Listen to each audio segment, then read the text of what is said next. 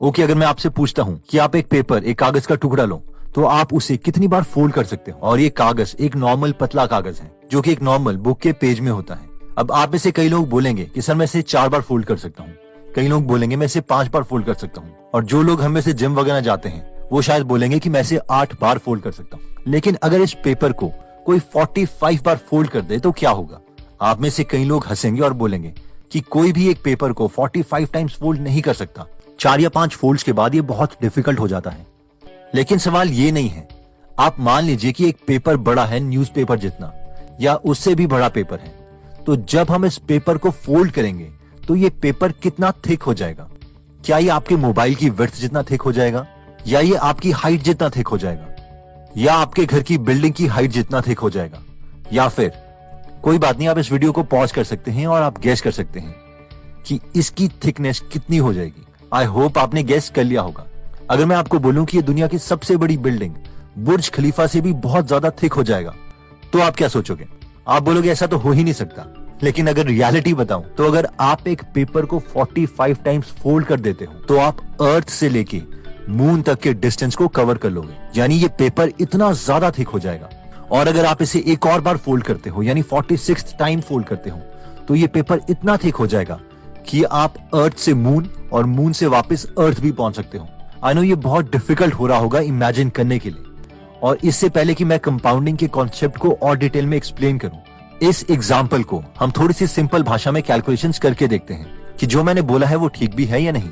देखो, एक पेपर की थिकनेस ऑलमोस्ट होती है 0.001 सेंटीमीटर। अब अगर हम इस पेपर को पहली बार फोल्ड करते हैं तो इसकी थिकनेस हो जाएगी 0.002 सेंटीमीटर। एक और बार फोल्ड करते हैं तो इसकी थिकनेस होगी 0.004 सेंटीमीटर। एक और बार करते हैं तो 0.008 सेंटीमीटर। एक और बार करते हैं तो 0.016 सेंटीमीटर एंड सो ऑन। लेकिन अगर इसे हम 10th टाइम फोल्ड करते हैं तो इसकी थिकनेस हो जाएगी 1.024 सेंटीमीटर। 20th टाइम फोल्ड करते हैं तो ये 1048 सेंटीमीटर हो चुका होगा, यानी 34 फीट के आसपास, जिसका मतलब है कि अप्रोक्सीमेटली 3 फ्लोर की बिल्डिंग जितना थिक। 45th टाइम अगर इसे हम फोल्ड करते हैं तो ये 3.5 लाख किलोमीटर थिक हो गया होगा, यानी जितना डिस्टेंस अर्थ से लेकर मून तक का है। और अगर आप बस इसे एक और बार फोल्ड कर दूं तो ये 7 लाख किलोमीटर के आसपास हो जाएगा, यानी हम अर्थ से मून और वापस मून से अर्थ भी आ सकते हैं। कंपाउंडिंग के इफेक्ट को एक और इंटरेस्टिंग एग्जांपल से समझा जा सकता है। मान लीजिए आप सुबह 8 बजे एक एम्प्टी टेस्ट ट्यूब लेते हैं और उसमें 5-6 पेनिसिलिन के बैक्टीरिया डाल देते हैं, और मान लीजिए कि हर एक बैक्टीरिया खुद को हर एक सेकंड में डबल कर सकता है। अगर आपको पता है कि दिन में 12 बजे ये टेस्ट ट्यूब फुल हो जाती है, तो सवाल ये है कि टेस्ट ट्यूब आधी कब थी? आप में से जो लोग इंटेलिजेंट है वो समझते हैं कि 12 बजने से जस्ट 1 सेकंड पहले ये टेस्ट ट्यूब हाफ थी, क्योंकि बैक्टीरिया खुद को हर सेकंड में डबल जो कर रहा है। लेकिन जस्ट इमेजिन कि 12 बजने से सिर्फ 6 या 7 सेकंड पहले क्या हुआ होगा। अगर कोई उस वक्त टेस्ट ट्यूब को देख रहा होगा तो वो ऑलमोस्ट खाली लग रही होगी, क्योंकि उसमें बहुत ही कम बैक्टीरिया दिख रहे होंगे। और हम सोचेंगे कि हाँ यार सब ठीक है, अभी तो पता नहीं कितना टाइम लगेगा इस पूरी टेस्ट ट्यूब को भरने में, क्योंकि पिछले 3 या 4 घंटे में ये सिर्फ टेस्ट ट्यूब इतनी सी ही भरी है। लेकिन सिर्फ 5 या सेकंड्स के बाद क्या होगा? जस्ट लाइक मैजिक ये टेस्ट ट्यूब पूरी भर गई होगी।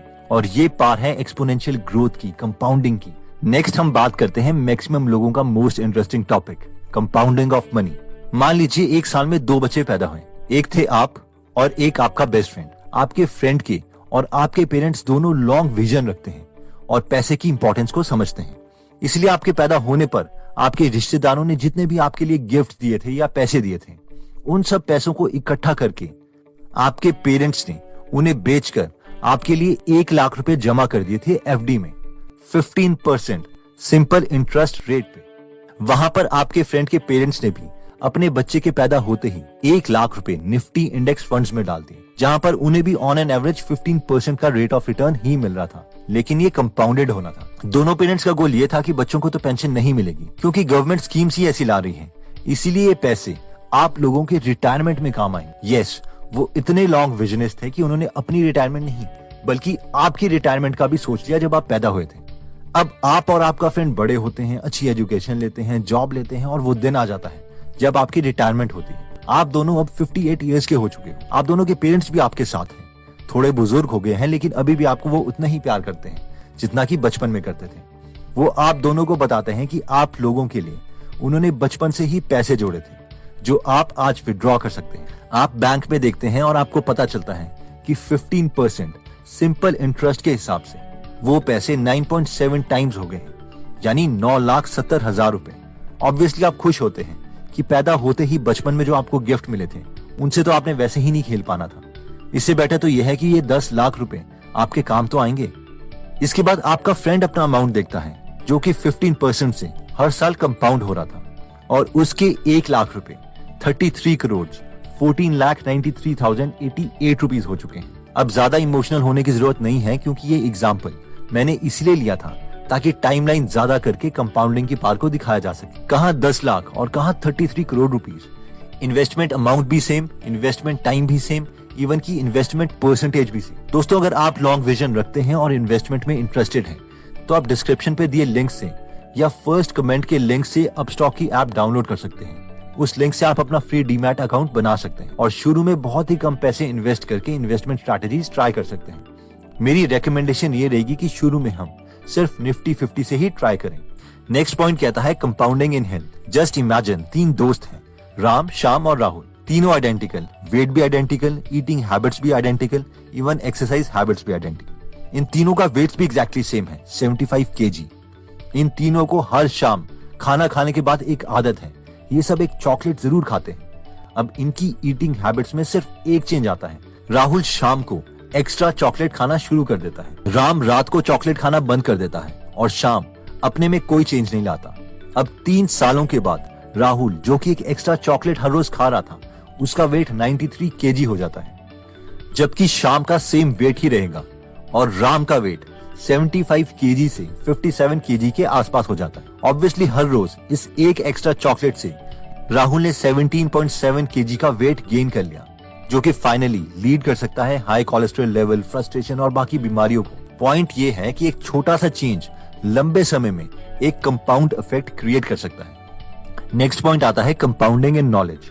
वॉरेन बफेट बोलते हैं कि हर रोज कुछ ना कुछ टाइम इन्वेस्ट करो नॉलेज में, ऐसे ही नॉलेज बिल्ड होती है और हमें कंपाउंड इंटरेस्ट देती रहती है। क्या आपको पता है कि जब इलॉन मस्क यंग थे और अपनी इनिशियल कंपनी पेपैल खोल रहे थे तो वो स्टीव जॉब्स से एक पार्टी में मिले थे, जहां पर स्टीव जॉब्स ने इलॉन मस्क को बहुत बुरे तरीके से ट्रीट किया था, ऑब्वियसली क्योंकि वो इतने फेमस नहीं थे।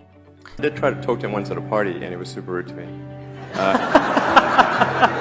लेकिन अगर आज स्टीव जॉब्स जिंदा होते तो वो इलॉन मस्क से अच्छे से बात करते, क्योंकि इलॉन मस्क की नॉलेज अब कंपाउंड हो गई है और सोसाइटी में भी उन्होंने बहुत कंट्रीब्यूट किया है। आपको पता है कि अगर आप हर रोज सिर्फ 10 पेजेस भी पढ़ते हो तो आप एक साल में 15 से 18 बुक्स कंप्लीट कर सकते हो, विच इज आउटस्टैंडिंग। वो कहते हैं ना कि जो इंसान बुक्स नहीं पढ़ता उसका ब्रेन भी उतना ही रह जाता है जो बेचारा पढ़ ही नहीं सकता।